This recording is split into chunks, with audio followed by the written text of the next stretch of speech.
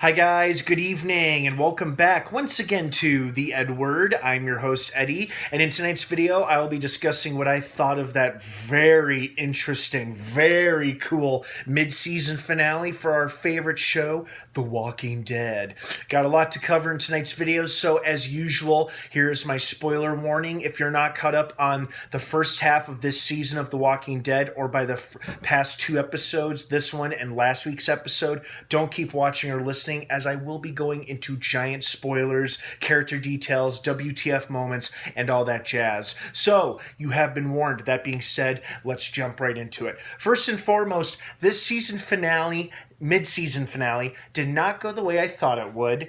I thought they were going to go with a particular storyline that happens around this time in the comics. I won't say what specifically because it very well could happen later on this season. So I won't say what it is in case I predict it. But they didn't go that way, and that's okay because I feel like, then there wouldn't have been much story left to tell with this season. But obviously they make huge deviations all the time, so it doesn't really matter because, this is they still managed to make it interesting even if they deviate from the comic book source material from time to time. I gotta say, I hate to say it, but I'm really enjoying the antagonistic relationship between Carol and Daryl. I mean, I know they're good friends and everything, but I gotta say, I like this reckless, kind of stupid decision-making Carol that we've got on her hands, where Daryl has to be the reasonable, practical, level-headed one, and he's got to keep her under control and remind her to check her impulses. I'm really enjoying the reversal of roles in this relationship, because throughout the series he was the impulsive renegade where she had to keep him calm while also being a badass, and now it's vice versa, and I love that. I also love how in the opening of this episode they immediately give us a lot of official information showing how Dante was a whisperer sent in by Alpha to infiltrate the Allies, how he deliberately sabotaged the water filtration system, making everybody drink disgusting water, making them sick and die, and how he also infiltrated Alexandria. And just his relationship with Alpha apparently. And I also really loved in that opening scene where he gets into the scuffle with Rosita. She goes back to save Coco from zombified Sadiq. Oh, poor Sadiq. That was sad. It was just sad not only watching him die, but watching him come back as a walker, and then he tries to eat his own baby. Damn.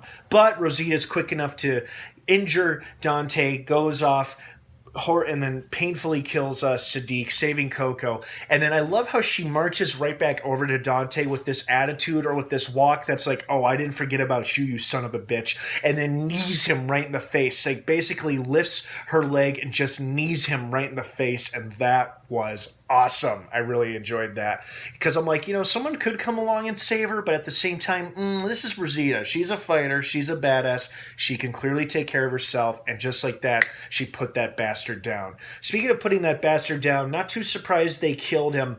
Mid-season finale is usually a big character death. And while he wasn't a main character whom we've come to know and love over the years, and he was just around for this half of this season, not too surprised to see him die. Obviously, I knew someone was going to kill him because of what he did to Sadiq. A little surprised it was Gabriel, but also I had my suspicions when he went to go talk to him in that jail cell.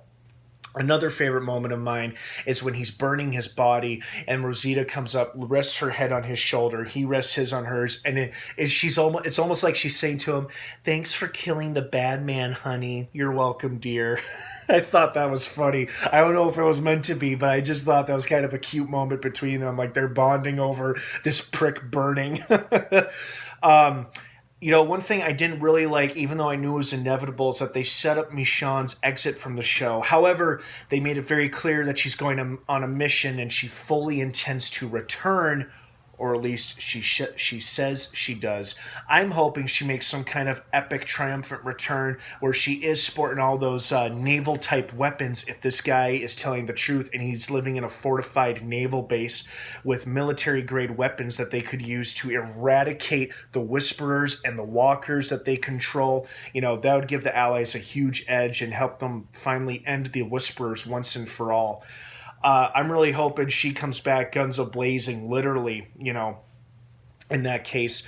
But I still didn't like the fact that they were setting us up for her inevitable exit. I hope they just give her an appropriate, honorable, respectful, and most importantly, badass way of leaving the show. I doubt they're going to kill her. But she'll probably leave in a similar fashion that Rick did. Maybe not exactly the way he did, but just make it cool, make it memorable. That's all I ask, and hopefully they do that. Yeah, but this episode just had so much. I mean, I feel like we're finally getting to like the brink of literal war breaking out now that the herd has been located. Oh God, that was scary. It was so scary watching Daryl suddenly abruptly fall in the cave down in the dark, not knowing where he was going to land or where he'd end up. Fortunately, he's quickly reunited with his allies after they went after Carol, who foolishly went after Alpha, who obviously baited them into going to that cave because that's where the horde is. And you know what? Even though we don't see them and we just hear them, we don't even see their disgusting, monstrous faces, just seeing a bunch of walker arms reach out and groaning and moaning was terrifying. I also loved the nasty electrician or the power company walker whose scalp had become fused to his old construction helmet, and they had to like peel off his scalp in order to get him right in the head. That was disgusting yet awesome. So overall, pretty solid mid-season finale, come to think of it. It surprised me in a few places here and there. There were a few things that I didn't like about it. Mostly just, you know, it was a reminder that Michonne is going to be leaving the show eventually. But thank God Judith isn't going with her, because Judith is a firecracker and she has really made the show interesting again. That's what she did last season, and she continues to do that this season. So overall, pretty satisfied with how it went, and it certainly seemed to promise and set us up for a very fiery, very exciting second half of the season, which will hopefully get to more of the war aspect side of things. All right, guys, what did you think of the mid-season finale? Did you like it? Did you love it? Did you hate it? Were you expecting more, expecting less? I want to hear your thoughts and opinions and your feedback down below in the comments section. Thank you so much for watching. The Walking Dead Season 10 returns to AMC February of 2020, so in just a few short months. Don't know the exact premiere date yet, but it's probably been announced in the time that I've recorded and uploaded this video. So thank you so much for watching. Have a great rest of your night. And thank you for joining me as we enjoy another season of The Walking Dead, airing new episodes every Sunday night on AMC. Have a good one, guys. And of course, until next time, may the Force be with you.